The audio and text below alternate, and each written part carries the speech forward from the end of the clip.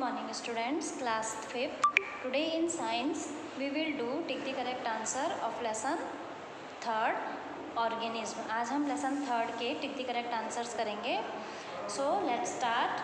First is which system breaks down food for us by the body.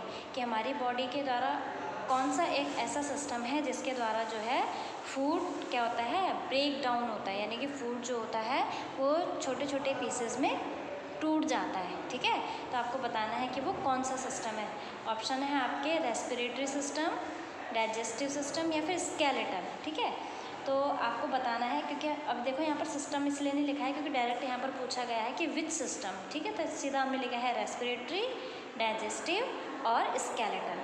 तो आपको मालूम है कि हमारा जो डाइजेस्टिव सिस्टम होता है वो हमारे फूड के डाइजेशन में हेल्प करता है और जो हमारा फूड होता है वो इस सिस्टम में ही क्या होता है, ब्रेक डाउन होता है. ठीक है, छोटे छोटे पीसेस में डिवाइड हो जाता है. तो इसका आंसर हो जाएगा आपका डाइजेस्टिव. नेक्स्ट है आपका lungs, nose and wind pipe are the organ of which system. अब आपको बताना है कि ये जो लंग्स है, नोज है और वीन पाइप है ये किस सिस्टम के ऑर्गन है. ठीक है, यानी कि ये तीनों मिलके कौन से सिस्टम को बनाते हैं. ऑप्शन है आपका नर्वस, रेस्पिरेटरी या फिर सर्कुलेटरी.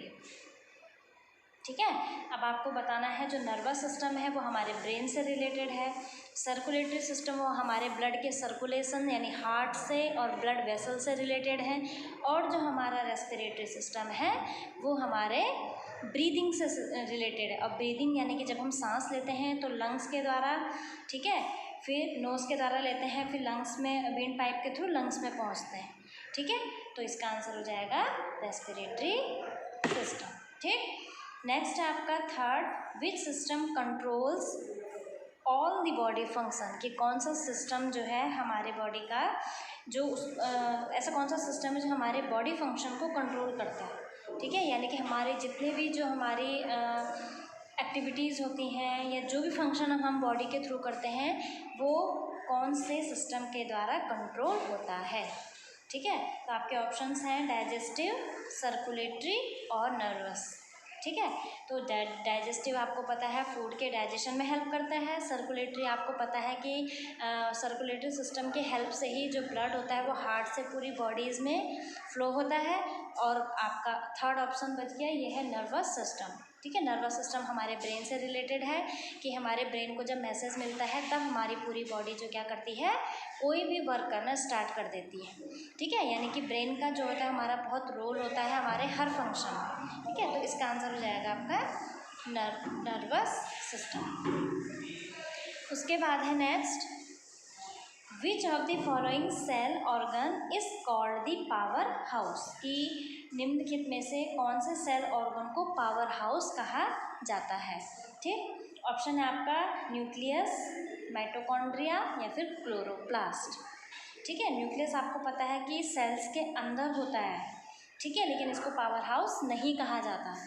क्लोरोप्लास्ट आपको पता है ये एक ग्रीन कलर का पिगमेंट है जो लीव में पाया जाता है. फिर आपका बी ऑप्शन है माइटोकॉन्ड्रिया. माइटोकॉन्ड्रिया जो है वो सेल्स में पाया जाने वाला एक ऐसा ऑर्गन होता है जो क्या करता है, जो सेल को एनर्जी और हीट देता है. ठीक है, जिससे हमारी सेल्स वर्क करने लगती हैं और जो हमारे बॉडी के लिए इम्पॉर्टेंट है. यानी कि जब हमारे सेल्स वर्क करेंगे अच्छे से तो हमारी बॉडी भी अच्छे से वर्क करेगी. ठीक है, तो इसका आंसर हो जाएगा आपका माइटोकॉन्ड्रिया. माइटोकॉन्ड्रिया का सेल्स का एक ऐसा ऑर्गन कहा जाता है जिसे हम पावर हाउस कहते हैं. ठीक, नेक्स्ट है आपका fifth the control unit of cell is. कि ये सेल की जो कंट्रोल यूनिट है वो कौन सी है. ठीक है, जैसे हमारे बॉडी में होते हैं वैसे ही हमारे सेल का जो कंट्रोल यूनिट है वो कौन है. जैसे कि हमारे बॉडी में नर्वस सिस्टम क्या करता है, हमारी बॉडी के हर फंक्शन को कंट्रोल करेगा. उसी तरीके से सेल को भी कंट्रोल करने की एक यूनिट होती है जिसे हम क्या कहते हैं. ठीक है, यानी कि कौन सी यूनिट है. ऑप्शन है आपका ए न्यूक्लियस, सेल वॉल और नन ऑफ दीज, यानी कि इनमें से कोई भी नहीं. ठीक, तो न्यूक्लियस आपको पता है कि ये सेल के अंदर होता है और सेल के अंदर न्यूक्लियस के होने से ही एक सेल जो होती है दूसरे सेल में डिवाइड हो सकती है और नए सेल जो है प्रोड्यूस होती है. ठीक है, सेकेंड है सेल वॉल. ये होती है सेल्स की आउटर लेयर. जैसे कि आप अच्छे से जानते हैं।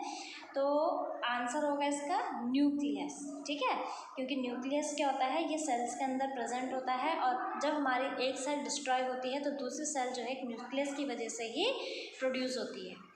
उसके बाद है आपका 6 टिश्यू इज अ, टिश्यू एक क्या है, group of organ, group of cells या ग्रुप ऑफ टिश्यू, ठीक है। तो जैसे कि आपको मैं कई बार बता चुकी हूँ कि जब बहुत सारी सेल्स आपस में वर्क करती हैं तो वो क्या करती हैं, टिश्यू बनाती हैं, और जब बहुत सारे टिश्यू आपस में वर्क करते हैं तो वो ऑर्गन बनाते हैं, ठीक है। तो इसका आंसर क्या हो जाएगा आपका, ग्रुप ऑफ सेल्स, ठीक। तो इसका आंसर है ग्रुप ऑफ सेल्स। जब बहुत सारे सेल आपस में सेल्स का ग्रुप होता है और आपस में वर्क करना स्टार्ट कर देती हैं तो वो एक सिस्टम बनाती हैं, एक ऑर्गन, जिसे हम क्या कहते हैं, टिश्यू कहते हैं, ठीक है। उसके बाद है आपका next, spinal cord is a part of dash system. Spinal cord हमारे बॉडी के कौन से पार्ट का एक सिस्टम है, सॉरी, कि जो स्पाइनल कॉर्ड है वो हमारे बॉडी में कौन से सिस्टम का एक पार्ट है, ठीक है। स्पाइनल कॉर्ड किस में आएगा आपका, जैसा आपका ऑप्शन है सर्कुलेटरी, नर्वस या एक्सक्रीटरी। और अभी तक मैं आपको ऊपर भी बहुत सारे सिस्टम में बता चुकी हूँ कि नर्वस सिस्टम जो है वो एक क्या है, स्पाइनल कॉर्ड जो है वो एक नर्वस सिस्टम का ही एक पार्ट है, ठीक है।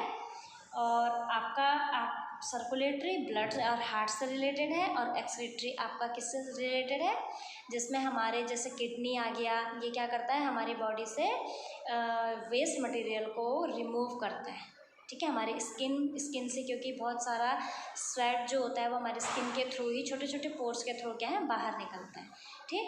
So students, do this work in your science notebook.